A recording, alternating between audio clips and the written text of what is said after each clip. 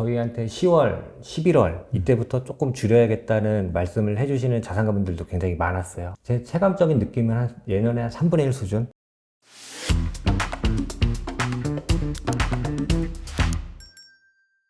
그리고 이거는 정말 좀 그 센터장님한테만 들을 수 있는 네. 그런 얘기인 것 같아요. 연말에 그 네. 대주주 양도소득세 이 이슈도 지금 자리 잡고 있잖아요. 그래서 네. 지금 어떻게 보면 약간 절정으로 치닫는 그런 상황이라고 네. 볼 수 있는데, 이것 때문에 약간 좀 자산가들이 뭐 이렇게 개별주를 매도하지 않을까, 그런 부분에 대한 우려가 밑바탕에 지금 깔려 있어요. 네. 그래서 실제 이제 지점 고객분들 중에서 이 양도세 이슈 때문에 뭐 주식을 처분하거나 매수를 꺼려한다든지 약간 좀 그런 분위기가 있나요? 올해는 그렇게 많지는 않은데요. 네, 올해는 결론부터 말씀드리면 올해는 그렇게 많지는 않아요. 없다고는 아닌데 예년보다는 많이 줄은 것 같아요. 작년엔 사실 완전 불장이어가지고 네. 그런 분들 많았을 네. 것 같아요. 네. 옛날에는 과거에는 굉장히 많았고요. 올해는 그렇게 많지는 않은데 제 기억에 아마 이게 2013년도부터 네. 나라에서 대주주 해당 기준을 굉장히 강화하고 있어요. 맞아요. 그러니까 네. 뭐 일반적으로 진행자님도 혹시 대주주에 전혀, 포함되신 거 전혀. 있으신가요? 네. 네, 저는 네. 보통 과거에는 네. 50억 이상 단일 종목을 네. 50억 이상 가지고 있으면 대주주로 규정을 했고요. 그렇죠. 그래서 그렇게 그 조건에 포함이 되면은 우리는 일반적으로 주식은 다 매매 차익에 대해서 비과세였잖아요. 네네네. 근데 이제 과세를 하게 되는 네. 그런 조건에 해당되죠. 단순히 안 내던 세금을 내야 되는 것뿐만 아니라 의료보험이라든지 연쇄적으로 부과돼야 되는 세금들이 굉장히 많아져요. 그래서 어떻게 해서든 그걸 회피하려고 하죠. 네. 이거를 50억이었던 기준을 2년 단위로 꾸준히 이거를 하향 조정했습니다. 네네. 50억이었던 걸 40억, 네. 40억을 20억, 20억을 10억으로 낮췄고요. 그리고 작년 같은 경우는 10억을 3억으로 낮추려고 하다가 국민들의 좀 조세 저항이 워낙 세다 보니까 그렇죠. 네. 그때 3억으로 낮추지는 못하고 현재와 같은 이제 10억으로 유지하는 상태였고, 통상적으로 작년 같은 경우는 굉장히 많으셨습니다.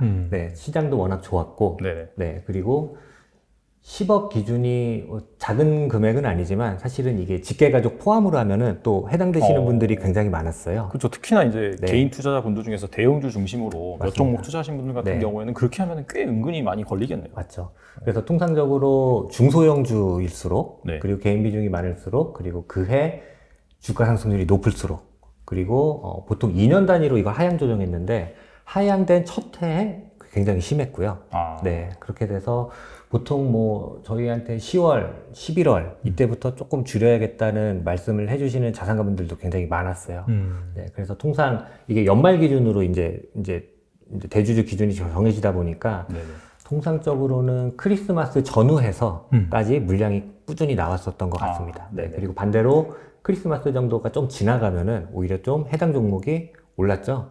그래서 오히려 내 종목이 왜 이상하게 딱히 악재도 없는데 계속 한 연말만 되면은 이렇게 떨어지는 추세인 경우가 사실은 그 부분이라고 단언할 수는 없는데 무시 못할 그런 그렇죠. 부분도 있지 않을까 네네. 싶고요. 작년 같은 경우는 좀 특이한 점도 하나 있었던 게 작년 같은 경우는 10억에서 3억으로 낮추려고 하던 시기였어요. 네. 물론 결론적으로는 3억으로 낮추진 않았는데 이런 분들도 되게 많았어요. 가령 내가 4억 정도를 갖고 있던 A라는 종목이 이제 10억 이상이 된 거죠. 연말 즈음에 팔았다가 다시 삽니다. 팔았다 바로 네. 다시. 팔았다가 다시 사요. 어. 왜냐하면 3억으로 낮출 것 같으면 네. 이건 줄일 수 있는 수준이 아니거든요. 그렇죠. 네, 줄일 네. 수 있는 수준이 아니다 보니까 그러면 수익은 올해 발생시켜 놓고 내년을 맞이하자. 그리고 다시 3으로 인해서 장부가를 다시 올려놓는 거죠. 네네네. 네, 왜냐하면 내년에 과표를 줄이기 위해서. 아. 그래서 팔았다 다시 사시는 분들도 꽤 계셨어요. 이거 어떻게 보면 절세의 팁이거든요. 물론 저는 뭐 대주주에 해당이 안 되는 사람이기는 네. 하지만 그래서 그런 분들도 많이 좀 계셨던 그런 한 해였던 것 같습니다. 그렇지만 올해는 주식시장이 아무래도 작년만큼은 그렇게 좋지는 않았던 것 같아요. 그렇죠. 네. 그래서 그런 분들이 없지는 않은데 제 체감적인 느낌은 한 예년에 한 3분의 1 수준? 그 정도 수준밖에 올해는 안 되는 것 같고, 그리고 더 중요한 점은 2023년에는 금융투자 소득세라는 게 이제 새로 신규로 이제 개정이 그렇죠. 새로 생겼어요. 네네네. 이거는 뭐 어떤 거냐면 대주주건 일반 소액주주건 발생된 주식 소득에 5천만 원까지는 나라에서 공제를 해주고요. 5천만 원을 초과하는 수익에 대해서는 20% 혹은 25%의 네. 세금을 부과를 하겠다. 네네. 이런 걸로 발효가 되면서 아마 이후에는 대주주를 맞추느냐 안 맞추느냐는 사실 그렇게 큰 의미는 없을 것 같습니다. 네. 그래서 내년 연말에는 이 2023년 1월부터 시행이 되기 때문에 네네. 내년인 2020 연말에는 약간 이 새로 생긴 제도 때문에 약간 혼란이 있지 않을까 싶기는 한데 올해는 이런 대주주 회피 물량으로 인한 수급 악재는 예년보다는 많이 없다 이렇게 말씀드리고 있습니다. 이게 참 이게 세제가 참 웃긴 게 네. 그 다시 팔았다가 다 샀다 이게 참 웃기잖아요. 이게 참. 네, 네. 그때만 피하면 되는 거니까 네, 사실. 네, 맞습니다. 네. 알겠습니다. 아무튼간에 그럼 어떻게 본다면 그 연말로 갈수록 뭔가 그런 매도 물량에 대한 우려 때문에 네. 시장의 투자 심리가 좀 가라앉는다든지 네. 그런 이슈는 뭐 올해가 거의 마지막이겠네요. 그러면 내년부터 바뀌니까. 올해가 거의 마지막이라고 봐도 되고 물론 의제 내년에 장부가를 연말 기준으로 올려야 돼 갖고 내년도 아마 회피를 하셔야 될 이슈는 있을 수는 있을 것 같아요. 네네네. 예, 왜냐하면 내년 연말 기준으로 장부가가 세팅이 되고 가급적이면 물론 내년까지는 10억 기준에 포함이 안 되시는 게 유리하세요. 여러모로. 네네. 하지만 그 이후부터는 이제는 앞으로 또 대주주 회피 물량 때문에 뭐 특정 종목의 주가가 이유 없이 빠진다거나 그런 건 이제 좀 보기 어렵지 않을까 싶습니다. 알겠습니다. 뭐 올해 같은 경우에도 사실 뭐 작년만큼의 한 3분의 1 정도 수준, 네. 그 정도 수준이라고 말씀하셨으니까 너무 이 양도세 이슈 때문에 이렇게 움츠들 필요는 없다. 뭐 그렇게 네. 볼 수도 있겠네요. 그리고 혹여나 네. 만약에 뭐 여기 시청하시는 분들 중에 해당이 되시는 분이 계시다면 보통 10억 기준이면 뭐 한 9억 중반 이 정도로 줄여놓으시는 분들도 간혹 계세요. 네네. 근데 통상 마지막 날 갑자기 막 급등하는 경우도 많이 있거든요. 그럴 때는 본인의 의지와 상관없이 줄여놨지만 해당 종목이 많이 올라서 10억을 상회하는 경우가 가끔 발생돼요. 네네. 그래서 약간은 보수적으로 안정적으로 9억 이하로 맞춰놓으시는 게 조금 여유 있지 않을까 싶어요. 방금 말씀하신 거 약간 경험담 같은데 실제로 그런 분이 실제로 그런 계셨나요? 분 많이 계십니다. 네, 많이 계십니다. 알겠습니다. 네. 좋은 팁이네요. 네. 그리고 그 자산가들이잖아요. 어떻게 본다면 그렇게 양도소득세 기준에 해당되는 분들이라고 한다면 이분들은 그 뭐 어느 쪽에 뭐 관심을 갖고 계신지 투자 성향이 어떤지 이 부분도 좀 궁금하거든요. 말 나온 김에. 저는 사실은 뭐 네. 저는 뭐 그렇게 가진 게 별로 없는 사람이지만 그래도 아무래도 하는 일이 이쪽이다 보니까 사실은 이제 자산이 많으신 분들이 굉장히 많이 네네. 계세요. 그래서 그런 분들이랑 뭐 업무적인 것도 하고 뭐 여러 가지 이제 뭐 관계를 가지면서 저도 그분들한테 도움을 많이 드리지만 저도 사실 많이 배우는 부분이 많이 있거든요. 이분들은 사실은 이제 굉장히 유의미한 자산을 갖다 보니까 투자라는 건 뭐라 그럴까요? 그냥 밥 먹는 생리현상 중에 하나인 것 같아요. 그냥 네. 늘상 그냥 늘상, 함께하는. 네. 늘상 무언가를 탐구하시고 투자처를 찾기를 항상 원하시는 네네. 그런 성향을 많이 가지고 계시고 저도 그런 부분을 많이 배우고 있는데 항상 이분들한테 투자라는 게 죽을 때까지 해야 되는 네. 보통 진행자님이나 저는 이제 뭐 한 60대 정도 되면 이제 은퇴를 하지만 네. 투자는 은퇴라는 게 따로 없잖아요. 그렇죠. 네, 네. 오히려 은퇴 이후에 투자가 더 중요할 수도 있는 부분이라서 이분들은 투자가 거의 뭐 늘상 본인들의 생활과 이제 밀접하다 그렇게 말씀드릴 수도 있고 그리고 이런 어떤 자금이 어디에 예치돼 있거나 이렇게 노는 거를 그렇게 썩 좋아하지는 않으세요. 물론 자금별로 목적은 명확히 있으시더라고요. 이 자금은 뭐 나중에 쓸 자금, 이 자금은 어떤 정도의 자금 해서 명확히 있지만 그게 단순히 뭐 무의미하게 예치돼 있거나 그러지는 않더라고요. 그래서 항상 이제 명확하게 이제 자금의 성격이 구분돼 있고 그 성격의 자금들이 이 자금과 자금 성격의 이 벽을 넘나든지를 않으세요. 네. 저희는 가끔 급하면은 이 돈을 이렇게 땡겨서 쓸 수도 그렇죠. 있고 이런 네. 경우가 많이 있는데 그거를 굉장히 또 철저하게 또 지키시는 거 보면 참 대단하다 그런 생각도 많이 들고요. 그리고 그러니까 아무래도 이제 재테크를 함에 있어서 제일 즉각적이고 반응이 빠른 게 주식이잖아요. 그렇죠. 네, 주식은 당연히 이제 그분 자산가분도 하시지만 그렇게 주식 오리엔티드 되시지는 않으세요. 네, 주식 외적인 것도 주식 시장을 항상 모니터링 하되 주식 시장 외적에 대한 것도 관심 많으시고 공부도 많이 하시고요. 네, 뭐 대표적인 게 뭐 부동산이 있을 수도 있고 네네. 부동산 외에 뭐 다양한 금융 상품들 그리고 뭐 기타 여러 가지 뭐 대안 상품들 그런 부분에 대해서 항상 모니터링을 하고 계시니 이게 지금 싼지 비싼지에 대한 본인의 이제 감이 있으신 것 같아요. 그래서 투자 결정을 하시는 경우도 많이 있고 뭐 가령 뭐 올해 뭐 사실 뭐 우리가 보통 얘기할 때 배당주 투자하세요, 배당주 투자하세요 이런 얘기를 많이 하는데 사실 그게 썩 그렇게 와닿지는 않아요. 배당주가 그렇게 재밌는 주식들도 아니고, 그렇죠. 네. 네, 그게 뭐 다이나믹하거나 그렇게 변동성이 크질 않다 보니까. 근데 돌아보면은 올해 뭐 다양한 ETF 중에 여러 가지 운용사에서 내놓은 배당 ETF가 굉장히 많이 있습니다. 근데 다 어떤 ETF가 뭐 타이거 배당 ETF건 뭐 코덱스 배당 ETF건 올해 배당주 ETF 수익률이 거의 40%에 육박해요. 아, 진짜요? 네. 오. 30%에서 40%까지 육박해요. 근데 사실은 우리가 가볍게 봤던 이런 배당주들이 올해 퍼포먼스가 굉장히 좋거든요.